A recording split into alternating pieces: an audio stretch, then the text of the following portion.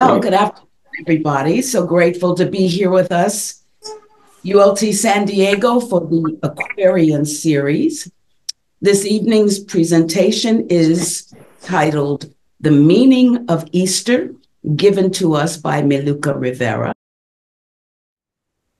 Hello. Thank you very much for joining us. I'm very grateful. I first of all want to say thank you so much for Jonathan Colbert and the San Diego Lodge, and Monica, Marie, and Truth, all the wonderful people that they're part of the team that always make this a great success. I also would like to say that I'm very honored and very grateful that we have a special guest from England, California, and I think another Spanish country. I can see several Spanish names online. So I would like to say that I'm very honored to be presenting the meaning of Easter. It's going to be a lot of surprises because I went into a deep, deep meaning of Easter. So today we're going to dedicate this presentation to the Women's Month, the Bodhisattva Kuan Yin, which birthday was yesterday, Tara, which is well known in Tibet and India. So in honor of Hypatia, who also, unfortunately, the anniversary of her death was this month too, and HPV for being what she is and giving us all these wonderful teachings through the masters. The first slide that I'm going to present is very special. It's a special event that was done by the Nalanda monk from the mind is abiding in the present moment.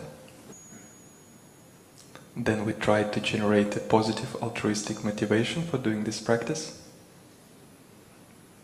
remembering countless ancient beings right this very second experiencing tremendous suffering.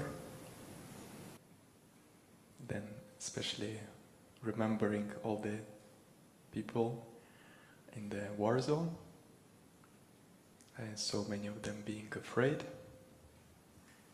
so many of them being without any hope or certainty what's going to happen tomorrow, whether they're going to wake up tomorrow or not. So in that way we try to generate compassion towards them. And we also invite all of them to join us in this practice, so we can visualize our parents, friends, enemies, strangers sitting around us as far as we can imagine. And we can also think that we do this sutra recitation together with them and for them. And then in front of us we can visualize the merit field, our source of inspiration, all the Buddhas and Bodhisattvas, all the holy beings, all our teachers, His Holiness the Dalai Lama, Kyabje Lama Zopa Rinpoche, everybody who inspire you. And together with all sentient beings we take refuge in the Triple Gem. Pure and stainless, this King of Glorious Sutras, the sublime golden light, which is extremely profound upon hearing and profound upon examination. The Buddhas in the four directions confer the blessings, blessings from Akshobhya in the east, Ratnaketu in the south, Amitabha in the west, and Dundubheswara in the north. In order to extinguish all unwholesome deeds, I'll proclaim this auspicious sublime discourse that exhausts all negative karma, grants all peace and happiness, completely eliminates suffering, which is adorned with all that is glorious, and is the foundation of omniscience, granting blessings. This I shall explain. Sentient beings whose senses are defective, whose life expectancy is ended or is fading, whom the gods have turned against, who are burned by misfortune, hated by their loved ones, or oppressed as household servants, in conflict with one another, afflicted with decline in material wealth, grief-stricken and miserable, riding with fear and stricken with poverty, troubled by stars, planetary bodies, and fierce demonic spirits, or who see excruciating nightmares following grief and fatigue, they should bath well to render themselves clean and listen to this sublime sutra. Should those with virtuous intent and pure mind adorn themselves well in clean garments, they listen to the sutra in profound, the domain of Buddha's experience, Through the awe-inspiring power of this sutra, the suffering of all creatures, the likes of which cannot be endured, will be forever pacified. Protection will be offered to them by the guardian of the world, the ministers and army chiefs, tens of thousands of millions of yakshas, the great goddess Saraswati and the goddess who dwell in the ninth Lanjana, by Hariti, mother of Buddhas, the earth goddess Drida, by the Brahma kings and kings of the 33, the powerful kings of serpents, kings of Kinnaras and kings of Asuras, likewise by the kings of Garudas. They with their clans and might will arrive, along with their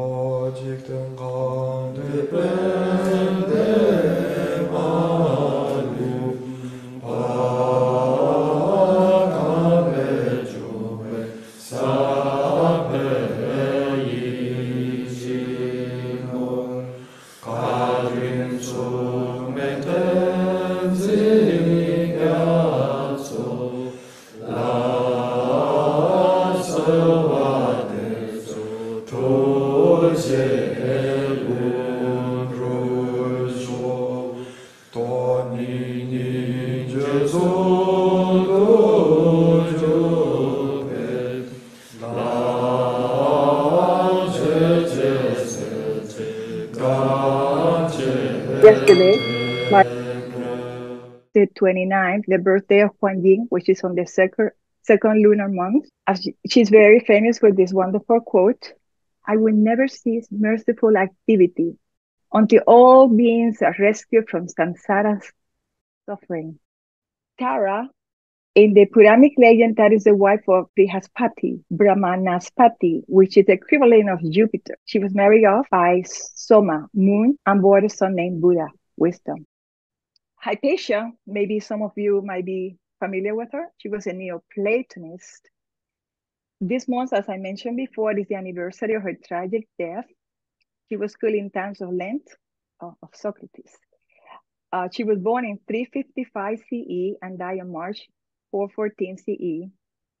She was born and also died in Alexandria, Egypt. Her father was Theo. He was also a famous astronomer and mathematician. He was in charge of the Alexandria Museum that also have the library. And as you know, the famous that they burned, they actually didn't burn the library. What they burned was some of the books, as you go see shortly. Hypatia was an astronomer, brilliant mathematician, athlete, and the first female philosophical teacher, and first to try to unite all religions, like HPV, in her times. Love Theosophist, and she prepared the path for HPV Blavatsky and the women's suffrage movement for equality. And as you know, HPV opened the path wide open, becoming the first female messenger from the White Lodge of the Masters of Wisdom. Now you're going to see a little clip of a movie that was done by the name Agora, but it's that's the title, but it's about her, and it's quite lovely. Because the circle reigns in the heavens, the stars have never fallen and they never will. What about here, on Earth? Here, bodies do fall, but their movements are not circular, but linear. What mysterious wonder do you all think might be lurking beneath the Earth that would make every single person and animal and object and slave settle there? The heaviness, lady. No. Their weightiness. No, you're both speaking about the same thing, but you're not talking about the primary cause. Have any of you ever wondered at the thought that your feet are standing on the very center of the cosmos that holds all things together and pulls them together? The sun would be in the center as befits his dignity as king of the stars. The sun must be at the center of everything. Circles upon circles. But the same principle could be applied to the Earth. It could be moving around the sun without us realizing it. With us, the Earth, traveling in a circle around it. What if another shape is hiding in the heavens? This very second, the whole Earth could be moving. And no one realizes it. The most brilliant philosopher I know, having to give up her science. If there were no center, then the universe would be shapeless, infinite, formless, chaotic. That would be death to her. So, Dionysius, what is Euclid's first rule? If two things are equal to a third thing, then they are all equal to each other. Good. Now, are you both not similar to me? Yes. And you, Orestes? Yes. The Panabalani are coming! Close the gates! No, our men are still out there! Now, I am actually saying this to everybody here in this room. More things unite us than divide us. Now, whatever may be going on in the streets, we are brothers. We are brothers. There's no time! You're protecting them. I am trying to protect our disciples. Prefect, we won't be able to contain this mob for long. Do not leave them.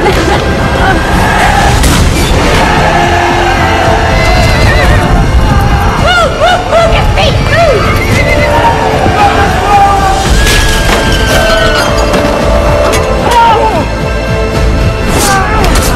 You are inciting them to be vile murderers. No! I'm a Christian!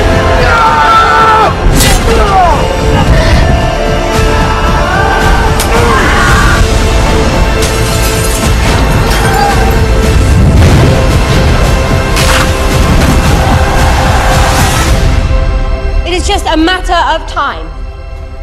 Well, excuse me, honored member, but as far as I am aware, your God has not yet proved himself to be more just or more merciful than his predecessors. Lady! Is it really just a question of time before I accept your faith? Should this assembly accept the counsel of someone who admittedly believes in absolutely nothing? I believe in philosophy. If you choose to do nothing, though, I believe Cyril will continue to do the same thing over and over again until... There are more things that unite us than divide us. We are brothers. We're all brothers. Until there is no one left in the city, no people for this government to govern. Our library is all that remains of the wisdom of man. Cyril has made some serious accusations against you. I know of some who admire and even trust in the word of a woman. The philosopher Hypatia. A woman who declared in public her ungodliness And witchcraft. If you don't agree, I won't be able to protect you any longer. You are as Christian as we are. What choice did I have? If two are equal to a third, they are all equal to each other. Do you know? Betray Hypatia! Dionysius, you don't question what you believe. Condemn her! You cannot. Would you have done that? I must. Patient. I can't go on without you.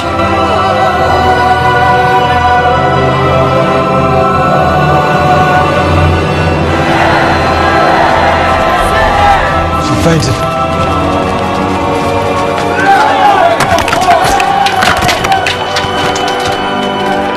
And just get a little closer to the answer, then I would go to my grave a happy woman. I wanted you to be free. I am free.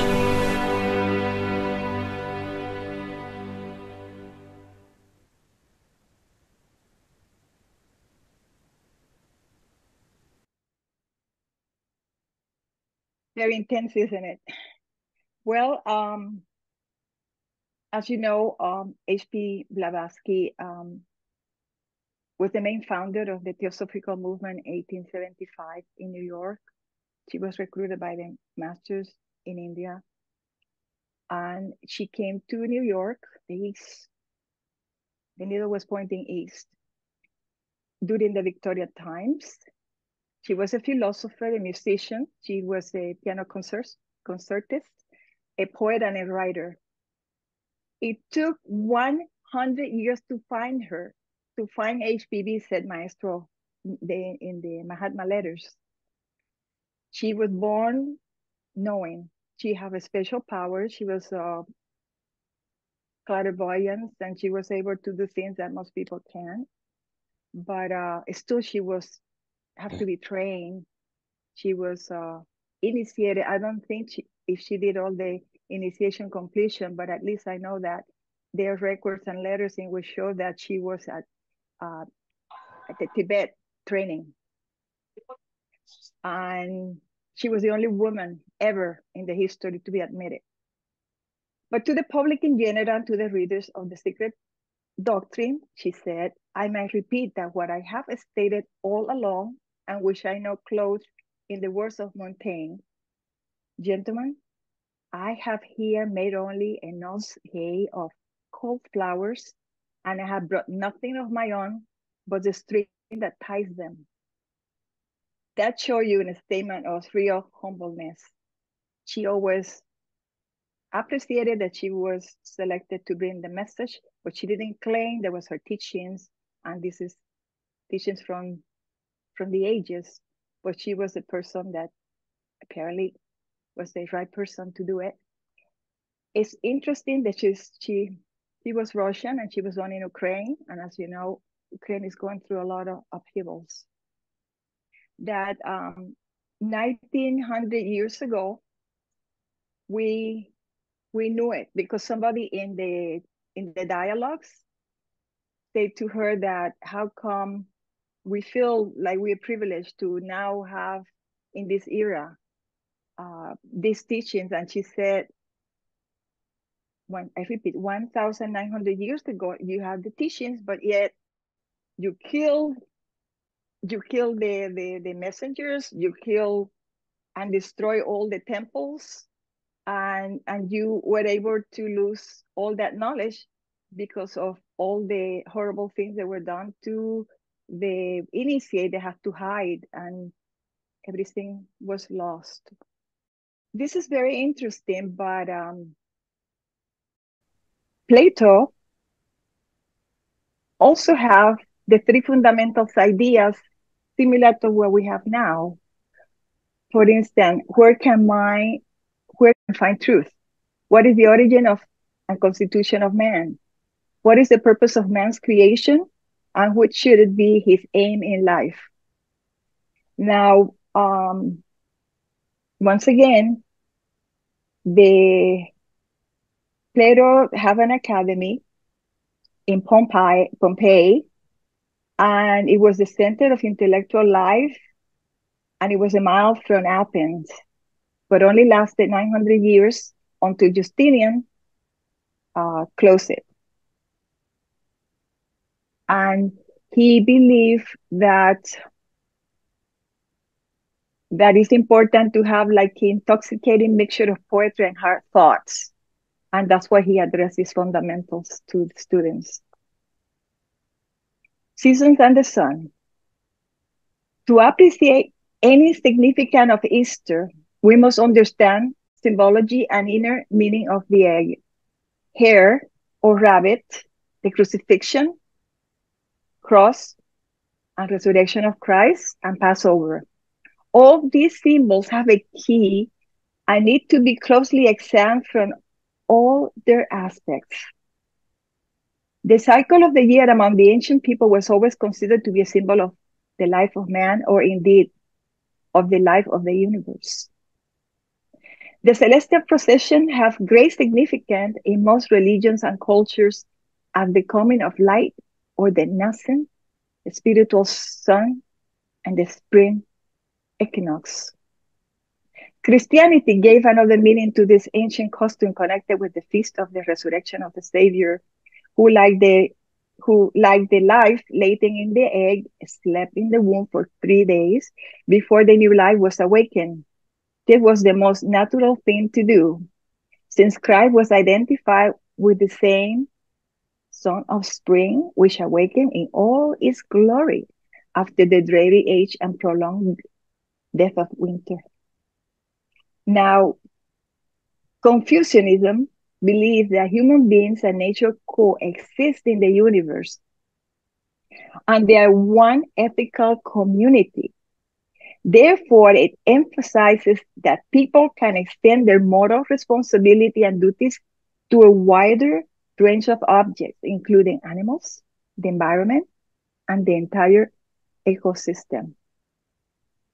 Now we're going to have some reading of the spiritual sun, but first I'm going to do this. The spiritual sun, the spirit beyond manifested nature, is the fiery breath in its absolute unity. In the manifested universe is the central spiritual sun, the electrifier of all life. In our system is the visible sun, the spirit of nature, the terrestrial God. This spiritual sun is the real source of life that comes through the physical sun. Secret doctrine. Now, Plato, contrary to the Greek tradition, conceived of the sun not as the end in itself, but as a symbol of a higher reality. This change is necessitated by the fact that the idea of good is not knowledge or being, but the cause of both, and something that is beyond them. Now, I would like to introduce a devoted and long-time theosophist from ULT in UK, who have done a lot of work for this lodge, and I feel very honored that he is joining us today for first time, and his name is Will Winham. Greetings from the UK to everybody. It's a real pleasure to be with the Aquarian series in the San Diego Lodge. So this is on love and how it relates to the seasons. It's taken from Plato's Symposium. In music, therefore, as well as in medicine and in all the other domains, in matters divine, as well as in human affairs, we must attend, with the greatest possible care, to these two species of love, which are indeed to be found everywhere. Even the seasons of the year exhibit their influence. When the elements, to which I have already referred, hot and cold, wet and dry, are animated by the proper species of love, they are in harmony with one another. Their mixture is temperate, and so is the climate. Harvests are plentiful. Men and all living things are in good health. No harm can come to them. But when the sort of love that is crude and impulsive controls the seasons, he brings death and destruction. He spreads the plague and many other diseases among plants and animals. He causes frost and hail and blights. All these are the effects of the immodest and disordered species of love on the movements of the stars and the seasons of the year. That is, on the objects studied by the science called astronomy. All these are the effects of the immodest and disordered species of love on the movements of the stars and the seasons of the year. Thank you very much, Will. Then we will proceed with our sharing. This is spring equinox and Easter. It's a wonderful time of the year, as you know, rebirth, a blooming beauty, becoming, and for planting our dreams. A new life emerges in spring. The colors, the flowers of early spring are smiling with us, with the colors and perfuming the gardens, and hope and joy, bright yellow, imitating the light and warmth of the sun, which will increase and grow from this day onwards. The birds singing in conjunction with other birds at the air's orchestra. The Easter Bunny hops back once again, providing a long-standing cultural symbol to remind us of the cycle and stages of our own life. Spring and childhood. Children are associated to Easter because they are undisputable symbols of life as it starts again. The soul of every human being is like a child until the end of his existence. For there is always something essential in him that is being reborn. When an individual becomes aware of this, he experiences in a more direct way the permanent spring hidden in each one of the 4 yearly seasons. He can better distinguish them. Also, the longer cycle of 4 ages that will make his lifetime complete.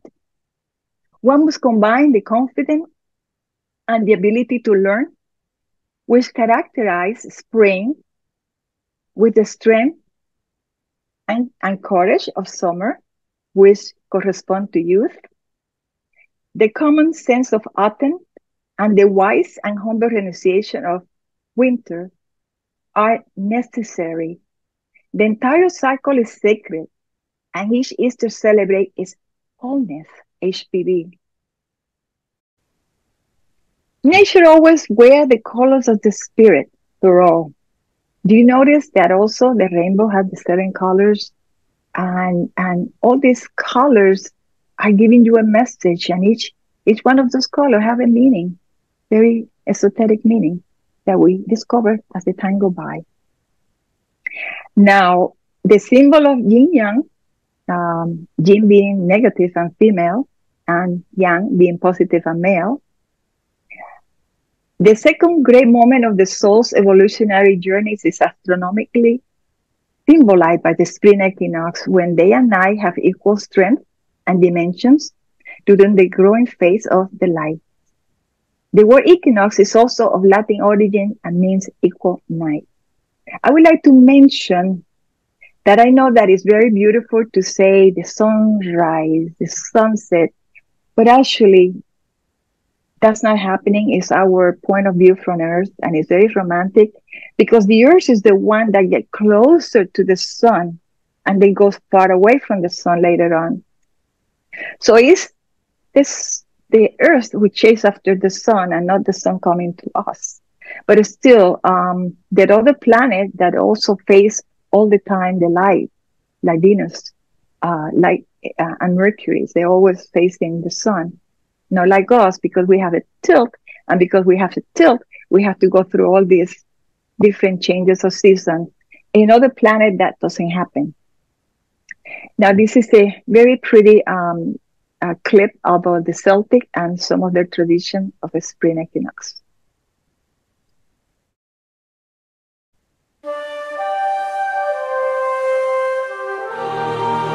As the earth rotates around the sun, the seasons are created, and twice a year, around March 21st, the earth is in a position where day and night are equal all over the world.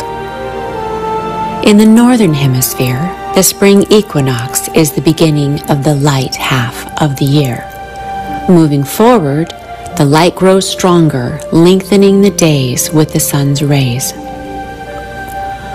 Although the Celts celebrated the beginning of spring at Imbolc, the spring equinox was the first visual of spring.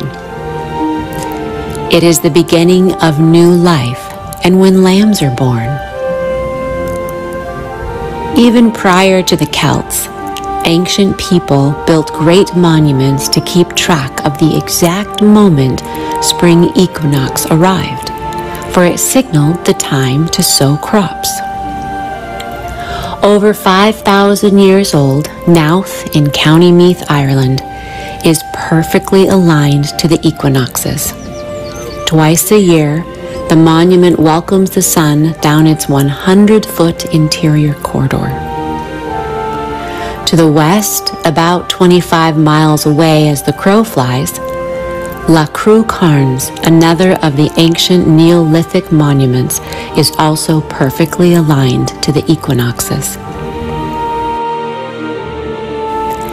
As an agrarian society, the Celts depended on the cycles of nature, and although the spring equinox lacked the celebration of other Celtic festivals, it was still an important marker on the Celtic calendar.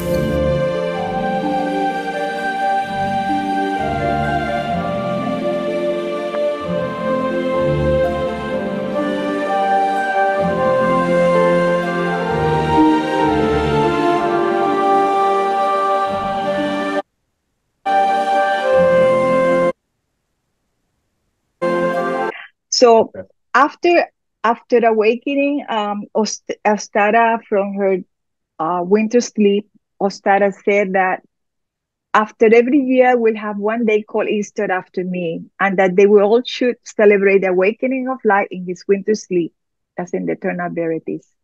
In mythology, is the repository of man's most ancient science.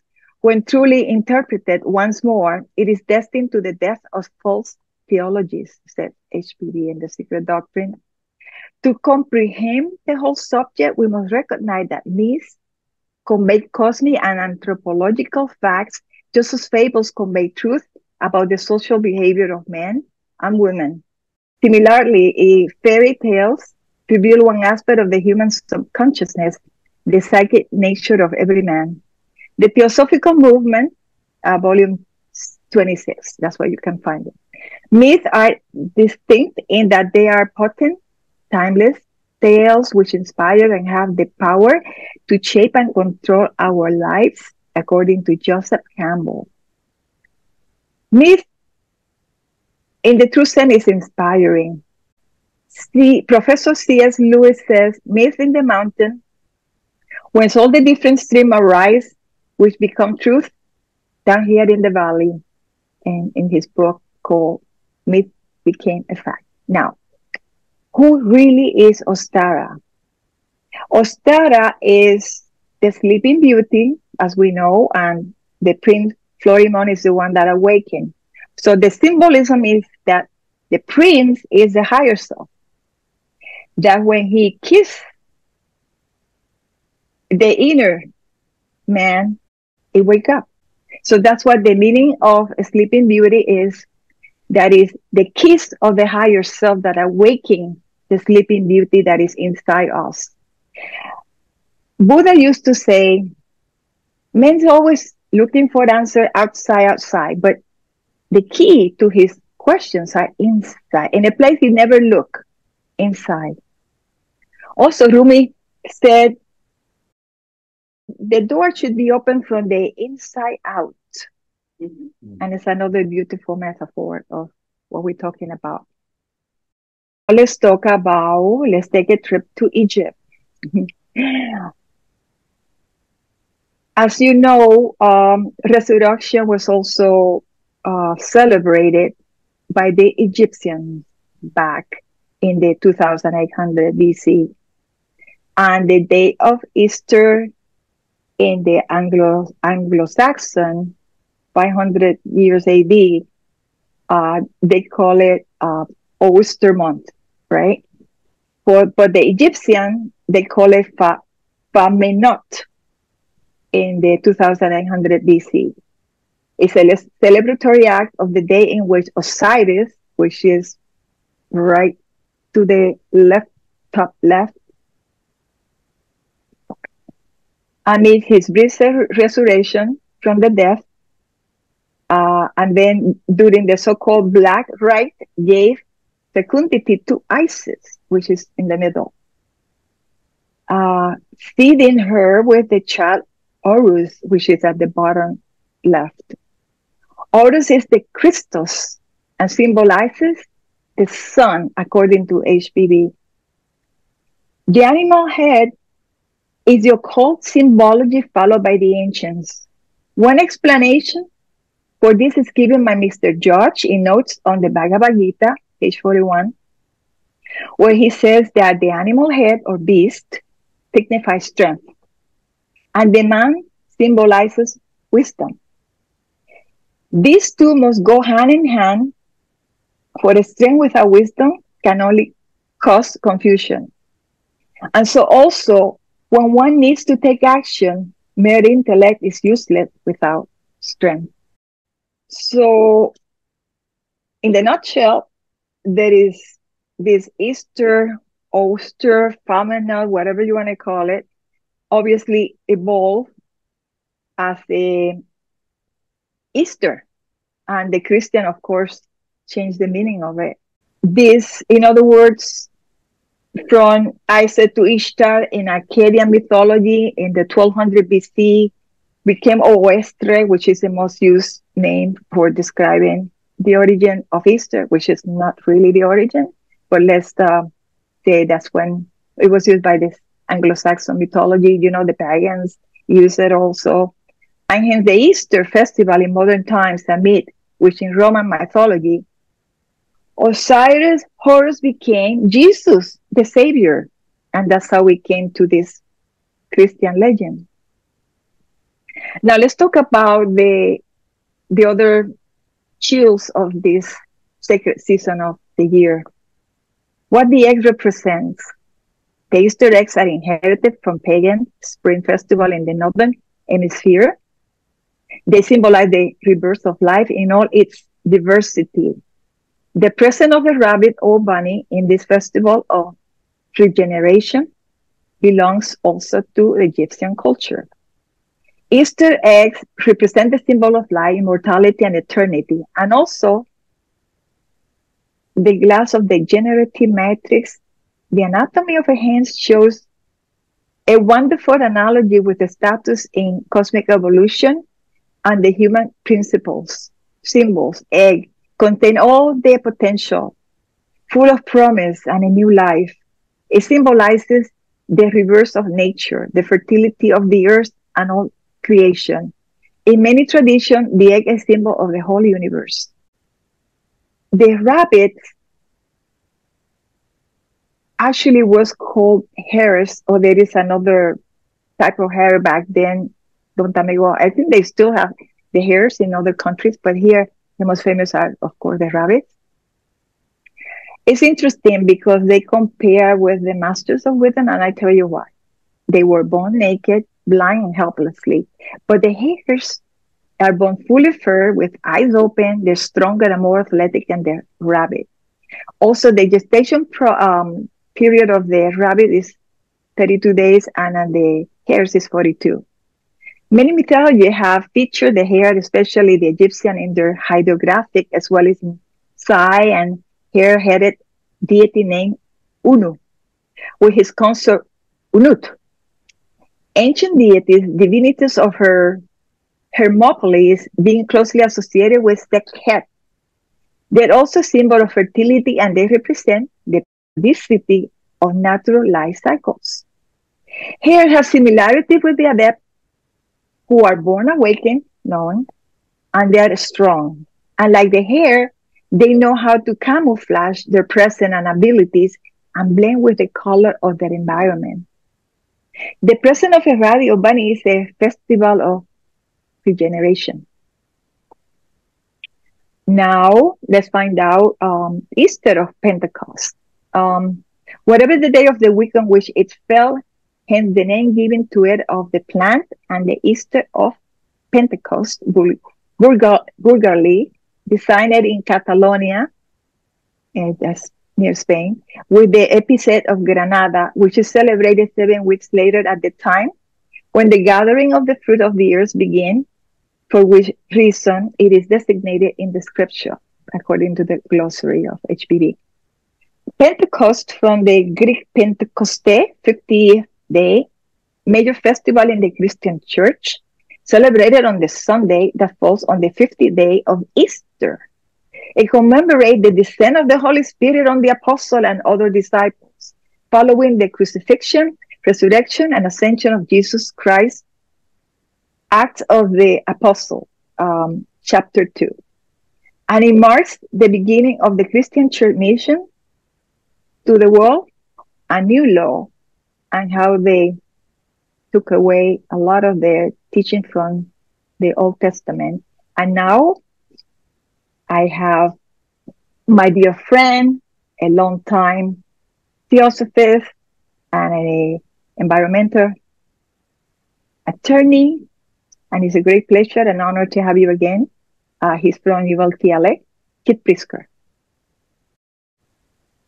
Let me say a few things first about the celebration of Passover that makes it especially unique.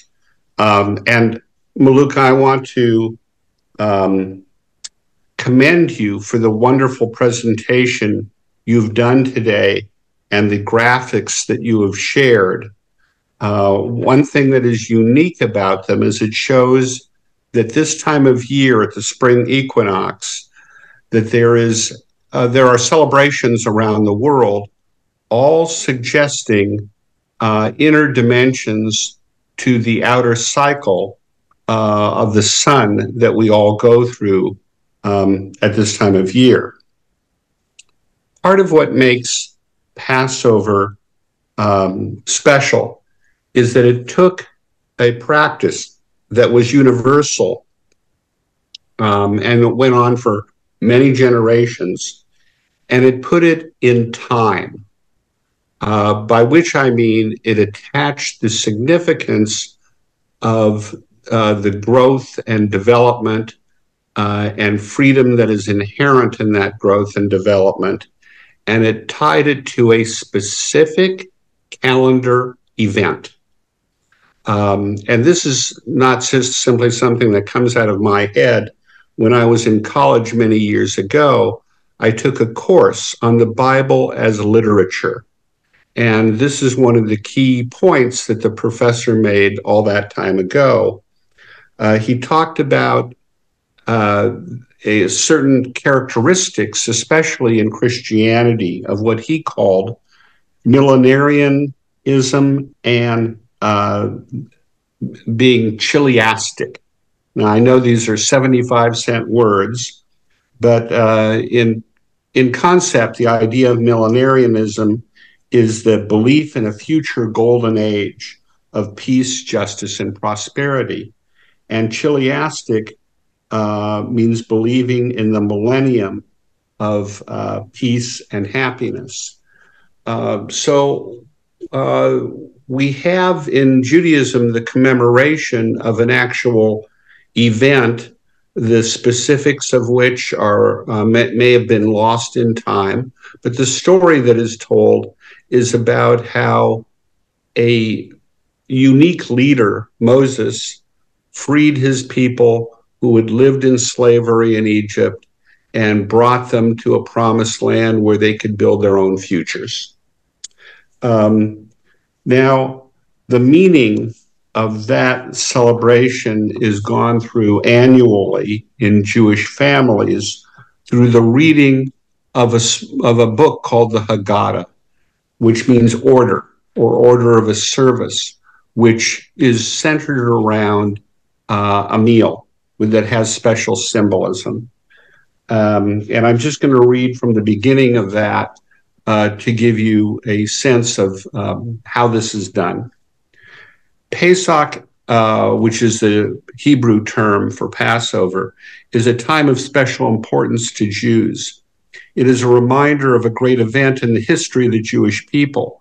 While the event which Pesach commemorates happened long ago, every Jew relives that experience at the Seder. Pesach fills us with hope that every person in the world will be able to experience what the Jewish people experienced long ago, freedom. Pesach is the festival of our freedom. Pesach comes in the springtime of the year when Jews became free. They identified themselves with the plants that begin to grow again in springtime. The plants seem to be reborn. And people who achieve freedom feel as if they are reborn.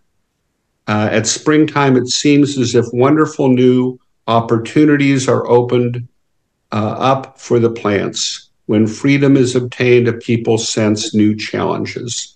Pesach reminds us that we cannot delight in our freedom as long as other people anywhere in the world are still not free.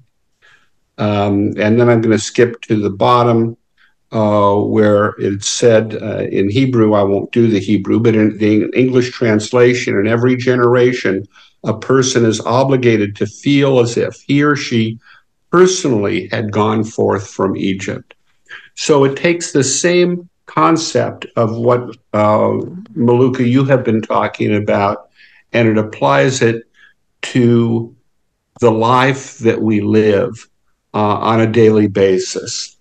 The discussion of that history begins by referencing the celebration at the time of the spring equinox, even before Jews were put into bondage in Egypt. But then it tells the story of the struggle of that people to gain their freedom, and the idea that we should each identify with the struggles of all those who are unable to achieve freedom, or what they have to do to obtain that freedom. There are many wonderful resources that we could find simply by doing an internet search. One that I'd like to reference quickly. I don't know the history of this fellow, but I've read a number of his articles. It was done in 2016, Easter and the Inner Rebirth, The Circular Flow of Life's Renewal by Carlos Cardoso Aveline. We basically find the same lessons that are universal in nature. And it is wonderful, Miluka, that you included a reference to mythology and a reference to Joseph Campbell, who was inspirational to George Lucas in creating the Star Wars stories. And I just referenced that quickly because there is a new museum that will be opening in downtown Los Angeles within the next year to 2 years about storytelling and these universal myths. And George Lucas has paid to build this across from the Natural History Museum by the Coliseum and by USC, and for those of you that know downtown Los Angeles. I want to add one last comment. I know I've gone over my 3 minutes, and I apologize for that. And that is something unique within the Jewish tradition in going through various symbols in this celebration of Passover and the importance of freedom. And that is the special symbolism of the egg. Now, Miluka, you talked about the egg in a variety of respects, and the one that is unique offered in this Haggadah, or a service that is part of the Passover Seder, is the point is made that an egg starts out as being a liquid, and then you boil it in water, and it becomes a solid. And so the analogy is made that the Jewish people became like that hard-boiled egg. They became firm and solid in their convictions, in their actions, because of the hot water that they had to endure as slaves and through the struggles that one has in life. So I just wanted to throw in finally that unique symbolism to the Jewish people of the egg and what it means at the time of Passover. So Passover, again, is a celebration of freedom, and we look at how we can use the cycles of the seasons to expand our awareness of human growth and well-being. So that's what I have to say. And Miluka, I want to thank you for inviting me and for giving me this forum to share. Thank you so much. That was wonderful little presentation. I like it very much. I learned quite a bit. So I appreciate it that you were able to share it. And, you know, we have the image here of Egypt, which is our next story. And it's all connected, isn't it? We're going to see this short clip.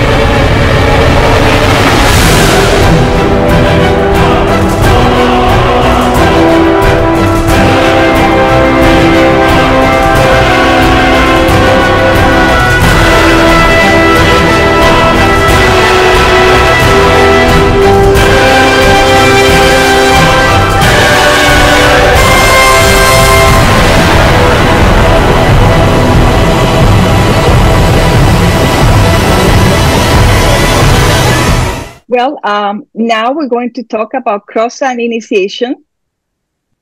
Ancient Egyptian symbology of the cross and its link to initiation is for every one of us. Every civilization that have existed and the one in which we are now living is a true or false perception of what our real nature is.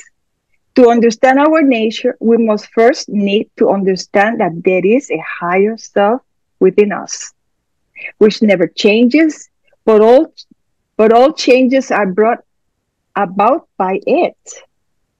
According to H.P. Blavatsky, every time we refuse to listen to our divine nature or the cry within, we crucify the Christ within. Every time our will wins over the divine, there is a minor crucifixion, I would say, on a daily basis. But every crucifixion must follow by resurrection. So our salvation, a living process that is in our own hands. So we don't need a savior. Buddha said when he was asked, oh, you have to save us, how wonderful, we can follow, we want to be your followers, you know. And he said, no, none of that. I'm here to help you awaken, but the job is yours. I cannot do it for you. So your salvation is in your own hand, is what Buddha said. Let's talk about Jesus and initiation. Every act of the every act of the Jesus of Jesus of the New Testament, every word attributed to him, every event related to him during the 3 years of the mission, he is said to have accomplished a rest of the program of the cycle of initiation, a cycle founded on the procession of the equinoxes and the sign of the zodiac. So every stage, in other words, every stage of his so-called stages of his, you know, when he was captured and the crucifixion and resurrection, and all this is actually astrological story. And that's HPB who said it. also the 12 apostles and their names are also connected to the 12 signs. When you see the name of each of those in the Hebrew language, like Peter and all that, they're connected to one of the particular sign. I think it's Capricorn. And then it goes on, and the whole story of Jesus and all that is in the zodiac sign. So they have borrowed from everywhere, obviously, to come up with this amazing story. But the Bible have great themes, and I have to say that I learned about reincarnation, even though there's a couple of things there about it through the Bible. I read it, I love it, and it inspire me. So I think in every book, sacred book, no matter what religion is, there is beauty in it. You just have to find it. The thing is that when you become fanatic and start acting unbrotherly, then that is the problem. Because as you know, Mother Teresa, she's a Catholic, but she's a saint. She's a better, she is what we consider a true theosophist. We're only students, but she's a true theosophist because theosophy is what theosophy. So theosophy is what theosophy does. And she's an example, or was an example. Going back to the very cycle of initiation is mentioned in the legend of the gospel when Jesus referred to the difficult, narrow path. That's another clue which few are able to find. It was the doctrine of all India that Jesus held when preaching the complete renunciation of the world and its vanities in order to reach the kingdom of heaven, which was nirvana. The great renunciation. This is the choices of an adept to become a flower for humanity, or resign nirvana to become one of the adepts that is look after the progress of humanity, like Buddha was and many others. The resurrection of Christ is the awakening in the divine realm of the great adept, the Mahatma, Rishi or sage. It is the energy of springtime, the enlightening of the world. And that's what we are at these stages right now.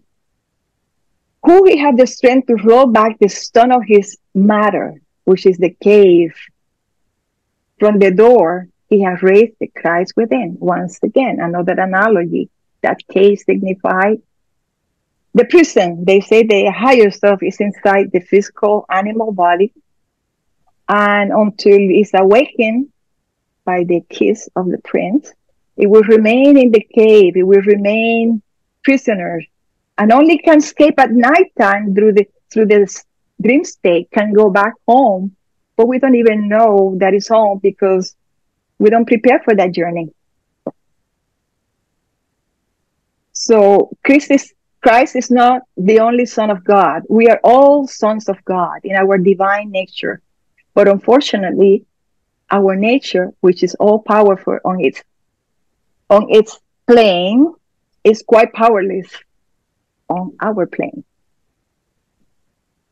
Hell, paradises, and resurrection. The notions of hell and purgatory, or of paradises and resurrection, are all caricature, distorted echoes of the primeval one truth taught humanity in the infancy of its races by every first messenger. The planetary spirit mentioned on the reverse of the page of the third book, and whose remembrance lingered in the memory of man as Elu of the Chaldeans, Osiris, the Egyptian, Vishnu, the first Buddha, and so on. This is in the Mahatma letters, and that's what page 10 should be, the number of that page that I didn't put in here. But anyway, it's interesting how things get from being symbolic into materialized. And the mysterious Easter Island is in connection to the origin of man.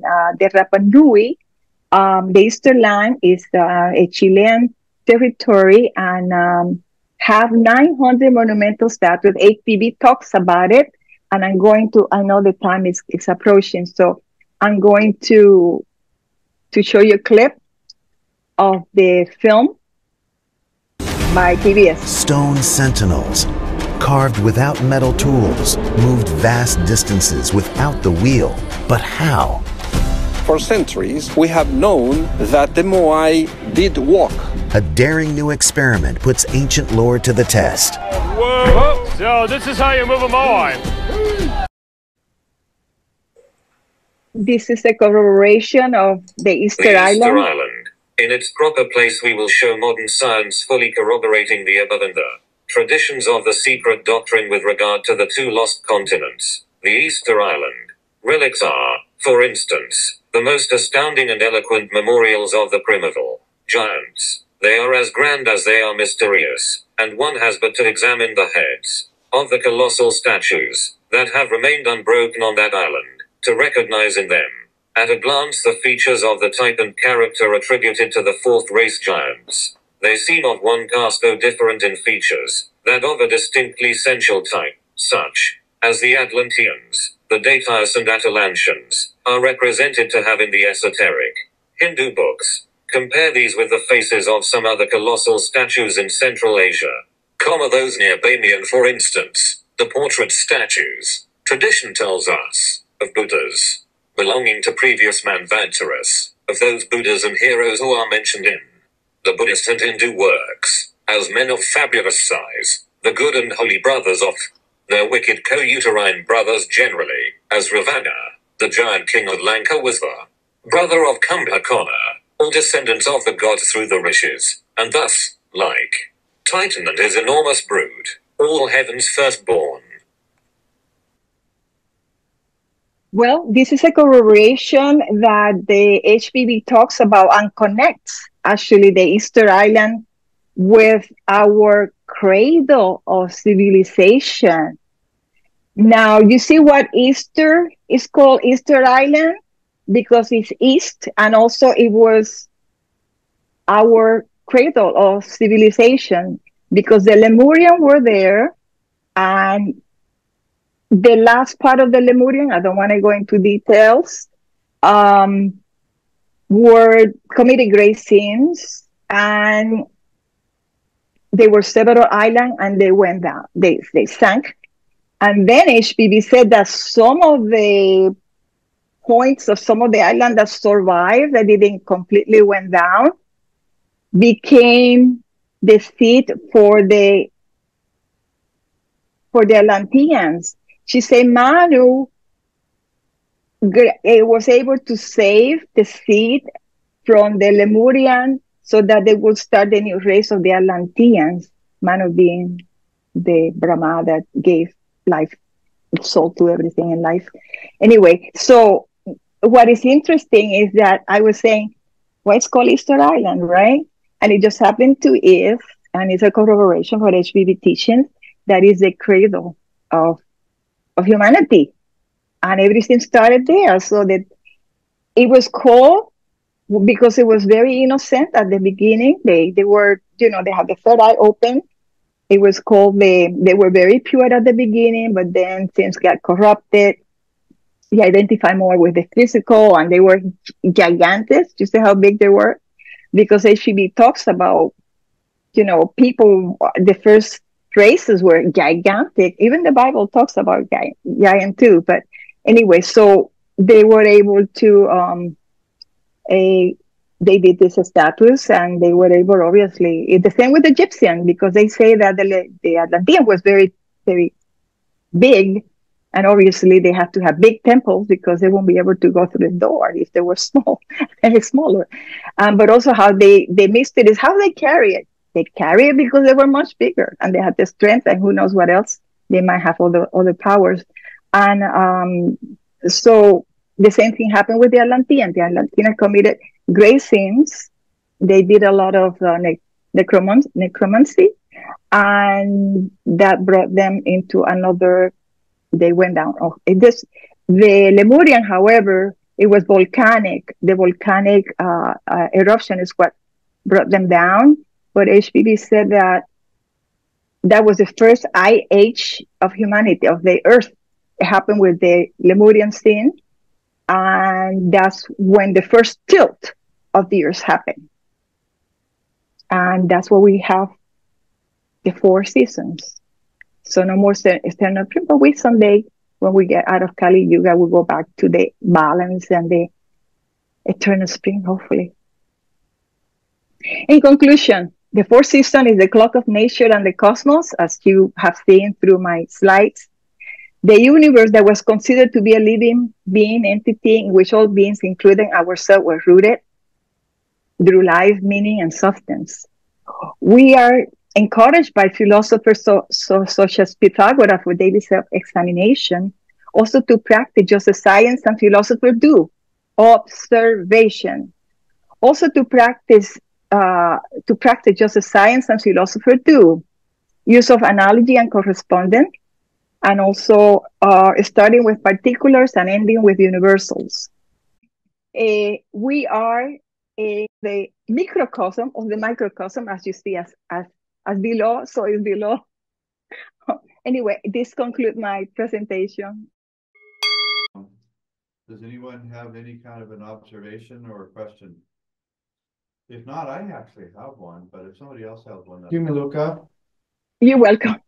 You took us all around the world? Yes. Yeah, like the trip? It's great. Very like the trip. Thank you. You delivered as promised. You said you're going to go deep. And so you went into the real roots of the whole system. And also you gave us a sense of the real meaning of springtime. Like you said you were going to. And so it's very much appreciated. Technically, our time is up by about 5 minutes so far. But Miluka, if anybody wants to stay on, do you have the interest in taking a few questions? Certainly, certainly. All right. Well, Desiree has her hand up. Hi, Desiree. Thank you so much. I really do appreciate all the work you put into that, and you did take us around the world, and it was wonderful. Also, I want to thank Will and Keith for their contributions. I thought that one of the slides was indicating that without the crucifixion, there could be no resurrection. And that seemed like a philosophical point, and I was wondering if you could go into that. That is very interesting indeed. Very good observation. Yeah, I guess what do you say? No pain, no gain. Yeah. Yeah, similar to that. I think it's part of what we are going through, and it looks like I was reading, and they were saying, "Oh no, the war started in heaven. You have war on earth." Of course you have, because as above below. So it seems like the war began from the beginning. And I mean, planets too, they had their own war to survive. Who's going to take the place? They talk about Jupiter, the things that Jupiter did. And Jupiter is like a magnet and grab everything around it. Look at all the moons that Jupiter have. So the universe is full of wars and resurrection and rebirth. But it's interesting that something have to die so that you can begin again. Like the plants, they die and then they come back again. So because we are immortal, right? The law of recurring cycles. It makes sense. Now, what about what you said about that when we don't listen to our own inner voice, there is kind of a crucifixion in that way. And then in that context, what would renewal be? Be trapped. Because people think that is resurrection, they of course they think of the crucifixion of the initiates that have to go through that. The initiate, they put him in a sarcophagus, and they tie their hands or arms, not with nails. That's what that crucifixion idea came. But it's basically they have to go through this fighting, I guess, the physical and the inner. They have to tie him for a reason. I was saying that's interesting. And then they have to go through that. They have to actually die and come back as a solar, with all that solar energy, and put it into the body that will no longer be the same because, you know, the master don't have the same kind of body as ours, and it's a different level. And the crucifixion is something we do daily. I mean, when we do a bad thoughts or do an unbrotherly act or misbehave or whatever, hey, there's a crucifixion going on. So thank you all very, very much. And thank you above all, Miluka. Thank you, Miluka.